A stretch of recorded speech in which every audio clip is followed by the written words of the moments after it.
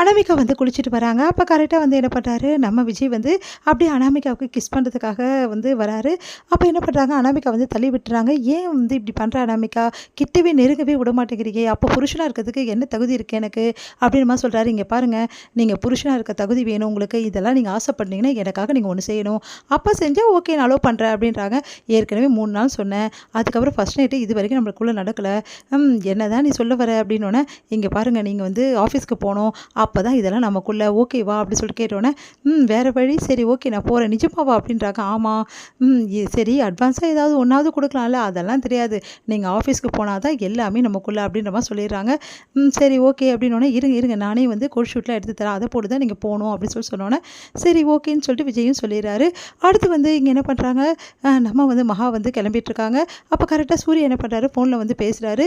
ஸ்வேதா சொல்லு, என்ன பண்ணிகிட்ருக்க அப்படின்னு சொல்லிட்டு கேட்குறாரு. ஒன்றும் இல்லை, நீ உடனே கிளம்பி வா சூர்யா அப்படின்றாங்க.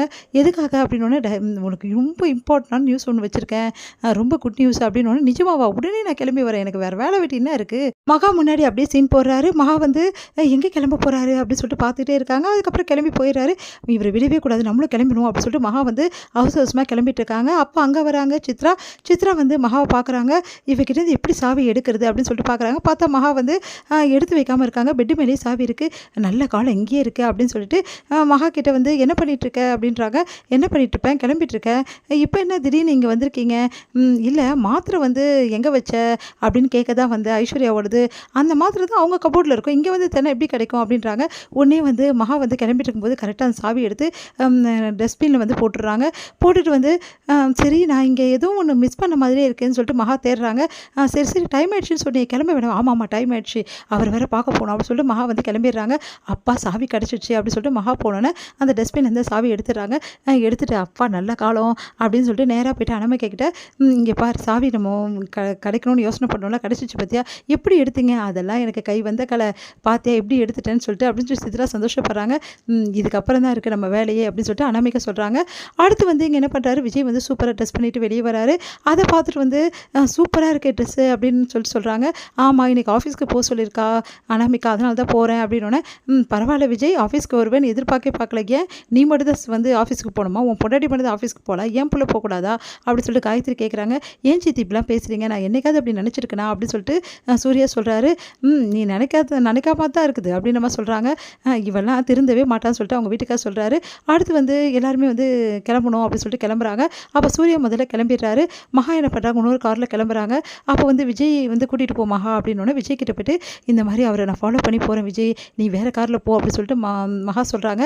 சரிங்க நீங்கள் போங்க நான் பார்த்துக்கிறேன் அப்படின்னு சொல்லிட்டு மகாவை அனுப்பிச்சி வச்சிடறாரு விஜய். விஜய்க்கு வந்து கார் இல்லையா, எங்கெங்கேருந்தோ வந்தவங்களுக்குலாம் கார் இருக்குது, என் பிள்ளைக்கு இல்லையா, இந்த வீட்டோட வாரிசு அப்படின்னு சொல்லிட்டு டென்ஷன் ஆகிறாங்க காயத்ரி. உடனே அவங்க வீட்டுக்கார காரை வாங்கி கொடுக்குறாங்க. அவங்க வீட்டுக்காரில் நான் எங்கே போகிறது, நீங்கள் எப்படியாவது போங்க, என் பிள்ளை தான் முக்கியம் அப்படின்ற மாதிரி சொல்கிறாங்க. சரின்னு சொல்லிட்டு சாவியை கொடுத்தோன்னே விஜயும் கிளம்புறாரு. அடுத்து இங்கே மகா வந்து ஃபாலோ பண்ணிட்டு வரதை பார்த்துடுறாரு சூர்யா.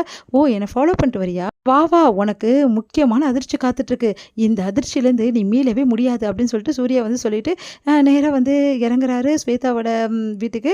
ஸ்வேதா ஓடி வராங்க.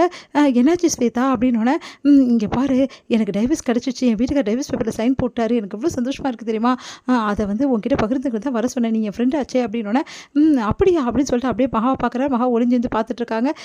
உடனே தூக்கி சுற்றுறாரு. ஸ்வேதா எனக்கு எவ்வளோ சந்தோஷமாக இருக்குது தெரியுமா, ஏன் சூர்யா இப்படிலாம் பண்ணுறேன், இறக்கி விடு சூர்யா, இதெல்லாம் என்ன புது பழக்கம் அப்படின்றாங்க.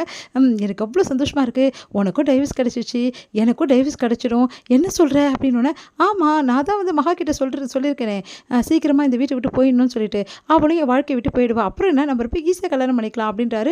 அதை கேட்டு மகா பயங்கரமாக அதிர்ச்சி அடைகிறாங்க. ஒன்றுமே புரியல அவங்களுக்கு, அப்படியே பார்த்துட்டே இருக்காங்க. என்ன சூர்யா இப்படிலாம் பேசுகிற அப்படின்னோடனே, அங்கே பாரு மகா வந்திருக்கா அப்படின்னோடனே, ஸ்வேதா பொறுமையாக திரும்பி பாரு அப்படின்றாங்க. ஸ்வேதா திரும்பி பார்த்துட்டு, என்ன சூர்யா இப்படிலாம் பண்ணுற அப்படின்றாங்க. அமைதியாக இரு புரியுதா அப்படின்னு சொல்லிட்டு, இங்கே பாரு என் பொண்டாட்டி உன் புருஷன் மாதிரிலாம் கிடையாது, அவன் எப்படியெல்லாம் வந்து தொல்லை கொடுத்தான் உனக்கு, என் பொண்டாட்டி ரொம்ப ரொம்ப நேர்மையானவ, அது மட்டும் கிடையாது மற்றவங்களுக்கு கஷ்டத்தை கொடுக்காதவ, அதெல்லாம் ஈஸியாக வந்து என்னை புரிஞ்சுக்கிட்டு எனக்கு டைவர்ஸ் கொடுத்துட்டு போயிடுவா, அதனால் எந்த பிரச்சனையும் இல்லை, அப்புறம் என்ன நம்ம 2 பேரும் ஜாலியாக இருக்கலாம், சந்தோஷமாக கல்யாணம் பண்ணி வாழலாம் அப்படின்னு சொல்லிட்டு அப்படியே வந்து அவங்கள வந்து ஹக் பண்ணுற மாதிரி பண்ணிகிட்ருக்காரு. இதையெல்லாம் வந்து பார்த்த மகாக்கு தாங்கிக்கவே முடியல. அப்படியே அவங்களுக்கு வந்து மனசு ரொம்ப பாரமாகிடுது. தன்னை அறியாமல் வந்து அப்படியே வந்து மனசு கஷ்டத்தோடு அப்படியே கண்ணீரில் தண்ணியோடு அப்படியே நடக்கிறாங்க. மகா இதோட முடியுது.